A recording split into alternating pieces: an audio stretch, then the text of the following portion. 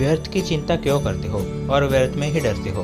तुम्हें कौन मार सकता है? आत्मा ना पैदा होती है ना ही मरती है। जो हुआ वह अच्छा हुआ, जो हो रहा है वो भी अच्छा ही है, जो होगा वह भी अच्छा ही होगा। जो बीत गया उसका तुम पछतावा ना करो और भविष्य की चिंता भी ना करो। अभी तो वर्तमान चल रहा है। इस जिंदगी के युद्ध में तुम्हारा क्या गया जो तुम रो रहे हो? तुम क्या लेकर आए थे जो खो दिया तुमने? क्या तुमने पैदा किया था जो खो दिया तुमने?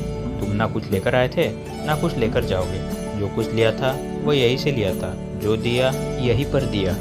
जो कुछ भी तुम्हें मिला वह भगवान से मिला, जो तुमने दिया वह भी भगवान को ही दिया। तुम खाली हाथ यहाँ पर आए थे, खाली हाथ ही जाओगे। जो आज तुम्हारे पास है वह कल किसी और के पास होगा, परसों किसी और के पास भी होगा। सत्य समझकर खुश रहो, बस यही बात तुम्हें अंदर से खुश कर सकती है। परिवर्तन ही तो संसार का नियम है। जिसे तुम मृत्यु समझते हो वही तो एक नया जीवन है। इस संसार में तुम एक ही क्षण में करोड़ों की स्वामी बन जाते हो, तो वही दूसरे क्षण दरिद्र भी बन जाते हो। मेरा, छोटा बड़ा, अपना पराया, इन सब चीज़ों को अपने मन से निकाल दो, तो फिर सब कुछ तुम्हारा है और तुम इन सब के हो।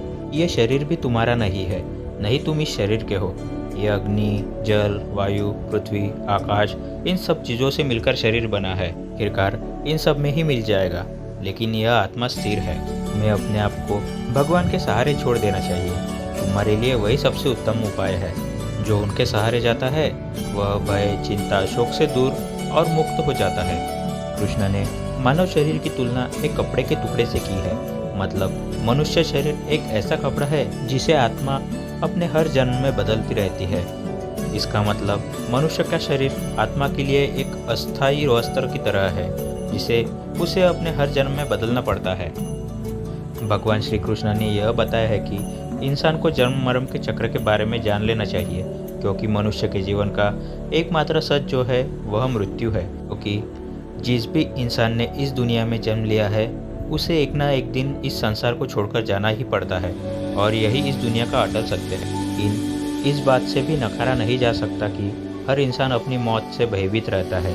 इसलिए मनुष्य को जीवन की अटल सच्चाई को जान लेना चाहिए और अपनी वर्तमान की खुशियों को भी खराब नहीं करना चाहिए। भगवान श्री कृष्ण ने इस उपदेश में यह बताया है कि क्रोध से मनुष्य को भ्रम पैदा होता है और भ्रम में वह अपनी बुद्धि का विनाश कर बैठता है। क्रोध में जब मनुष्य की बुद्धि काम नहीं करती है तब मनुष्य का तर्क वितर्क करने की क्षमता नष्ट हो जाती है और व्यक्ति का वही नाश हो जाता है। इसी तरह हर एक व्यक्ति को अपने गुस्से पर काबू करना सीखना चाहिए। मनुष्य गुस्से में कई बार ऐसा काम कर देता है जिससे उसको बाद में जाकर हानि का सामना करना पड़ता है। वही अगर मनुष्य अपने क्रोध पर काबू नहीं कर पाए तब वह कोई गलत कदम उठा बैठता है। जब भी मनुष्य के मन में क्रोध की भावना उत्पन्न होती है तब मनुष्य का मस्तिष्क काम करना बंद कर देता है और वह सही गलत का वह उचित फैसला नहीं ले पाता। इसलिए हमेशा मनुष्य को अपने क्रोध पर काबू रखना चाहिए और अपने मन को शांत रखना चाहिए, क्योंकि गुस्से में लिया गया फैसला आपको गहरी क्षति पहुंचा सकता है। भगवान श्री कृष्ण ने गीता के सार में यह बताया है कि कोई भी व्यक्ति अपने कर्मों को नहीं छोड़ सकता, जिसका मतलब व्यक्ति साधारण समझ के साथ अपने कर्मों में लगे रहते हैं। उन्हें अपने कर्म से हटना या छोड़ना नहीं चाहिए, क्योंकि वह ज्ञानवादी नहीं बन सकते हैं। वही अगर मनुष्य अपने कर्मों से पीछा छुड़ा ले या अपने कर्म करना बंद कर दे तब वो अपने रास्ते से भटक जाता है। संसार का नियम है जिसके मुताबिक मनुष्य को अपने कर्मों को करते रहना होगा। जो व्यक्ति अपने कर्मों से बचना चाहता है या वह अपने कर्म को करना बंद कर देता है, ऐसी परिस्थिति में वह मनुष्य मन ही मन में डूबता जाता है। अर्थात जिस व्यक्ति का जो स्वभाव होता है वह उसी के मुताबिक अपने कर्मों को करता है।